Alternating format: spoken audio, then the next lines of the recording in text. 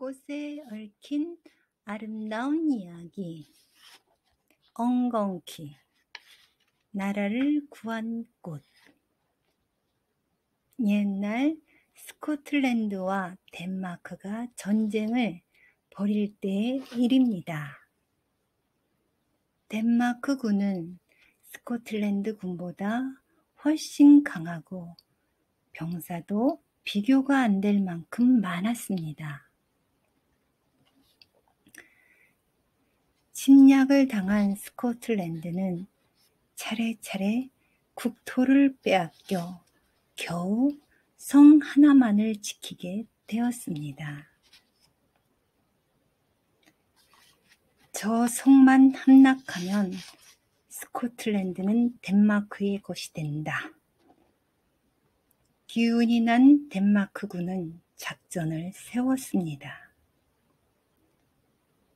성은 산 위에 있었습니다.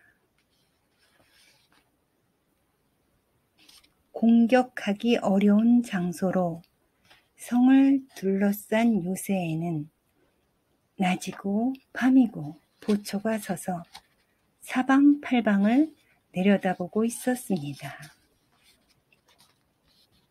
또 산에는 울퉁불퉁한 바위와 작은 나무만이 띄엄띄엄 있을 뿐이어서 어디로 오르든지 보초의 눈을 피할 수는 없었습니다. 대포를 쏘아도 포탄이 닿지 않고 하늘을 날아 쳐들어가는 것은 물론 불가능했습니다. 낮 동안에 싸움을 벌이는 것은 절대 불리하다. 스코틀랜드 군에게 발각되면 우리는 꼼짝없이 당하고 만다. 어두워질 때까지 기다리도록 하자. 덴마크 군은 야습을 하기로 결정했습니다. 달도 별도 없는 컴컴한 밤이라면 산을 오르는 병사의 모습도 보이지 않기 때문입니다. 그러나 소리가 들려 밤의 정막에 쌓이면 쌓일수록 소리는 더 잘 들리지. 아무것도 보이지 않는 밤에 스코틀랜드 군이 길을 세우는 건 당연해. 소리로 우리가 다가가는 것을 알아차릴 거야. 진한 먹물 속에 잠긴 것처럼 어두운 밤에 소리를 내지 않고 쳐들어가기 위해 덴마크군은 준비를 했습니다. 끌고 갈 대포를 두꺼운 천으로 싸고 말 대신 병사들이 대포를 날랐습니다. 말은 말굽 소리를 내지 않고 바위를 오를 수 없기 때문에 쓸모가 없었습니다. 병사들도 소리를 내서는 안 되었습니다. 병사들의 신발을 벗겨라. 저는 맨발로 스코틀랜드 군을 치는 것이다. 대장의 명령으로 공격에 가담하는 병사들은 한 사람도 빠짐없이 맨발로 걷게 되었습니다. 기다리던 먹물 같은 어두운 밤이 오자 덴마크군은 산을 올랐습니다. 앞서서 걷고 있는 병사의 모습조차 보이지 않는 어둠 속을 숨소리도 내지 않고 나아갔습니다. 발밑의 땅도 물론 보이지 않았습니다. 스코틀랜드 군은 방심하지 않았습니다. 야습을 할 것이 분명하다고 생각하고 감시를 소홀히 하지 않았습니다. 모든 주의력을 귀에 모아라. 아무리 작은 소리라도 놓치지 말아라. 조용하고 어두운 요새 속에서 스코틀랜드 병사들은 귀를 기울였습니다. 아무것도 들리지 않았습니다. 덴마크군은 그만큼 조용히 산을 올랐던 것입니다. 성문까지 앞으로 100m다. 작전대로 각자 맡은 장소로 흩어져 공격 준비를 하라. 발걸음을 세고 있던 대장이 병사들의 어깨를 치며 신호를 보냈습니다.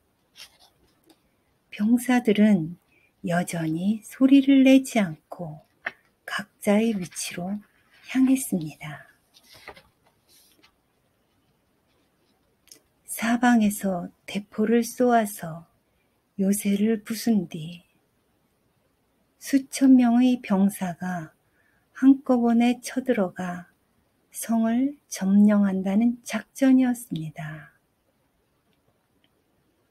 병사도 무기도 스코틀랜드 군이 덴마크 군에게 눈치채이지 않고 성에 다가가기만 하면 승리는 눈에 보이는 것이었습니다.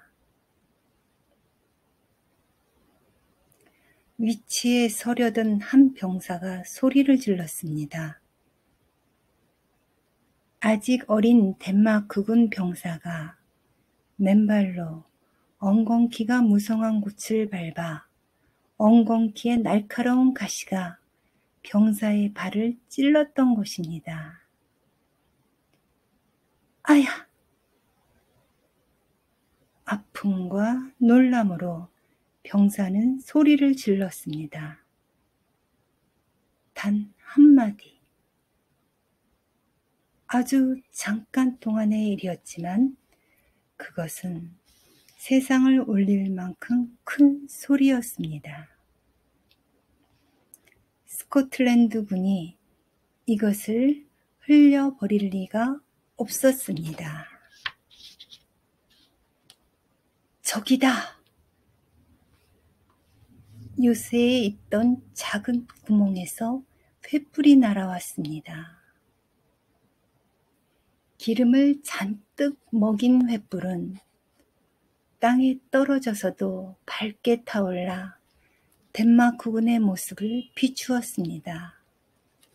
횃불 다음에는 커다란 바위가 굴러떨어져 덴마크군의 대포까지 부수어 버렸습니다. 퇴각! 전원 퇴각! 대장이 소리쳤지만 이미 때는 늦었습니다. 허둥지둥하는 덴마크 병사들을 스코틀랜드 군이 활을 쏴 쓰러뜨렸습니다. 수천 명의 병사들이 순식간에 죽어버리고 살아남은 사람들도 모조리 잡혔습니다. 성을 지킨 스코틀랜드 군은 조금씩 힘을 되찾아 덴마크 군을 쫓아내고 스코틀랜드의 독립을 지켰습니다. 스코틀랜드를 지킨 것은 엉겅퀴야. 사람들이 말했습니다. 엉겅퀴는 스코틀랜드의 국화로 떠받들여져 깃발이나 돈에도 새겨졌습니다. 지금도 스코틀랜드의 사람들은 엉겅퀴를 사랑하고 꽃이 필 때마다 말한답니다. 엉겅퀴는 우리나라의 꽃이야.